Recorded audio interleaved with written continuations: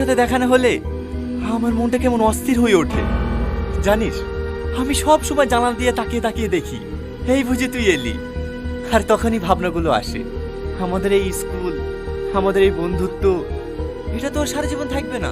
তখন আমি তোকে ছাড়া কিভাবে থাকবো? তাই আর ছোট্ট কাগজের টুকরোতে লিখেই ফেললাম আমার এই অগাধ ভালোবাসার কথা। সত্যি বলছি, আমি তোকে অনেক ভালোবাসি, আমার জীবনের চেয়েও বেশি।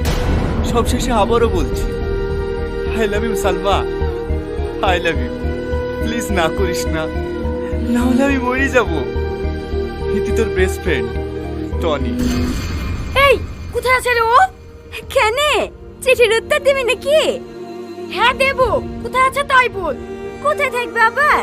এই টাইমে তো মাঝাতে বসে আড্ডা দেয়। এই চত ওরাই হচ্ছে।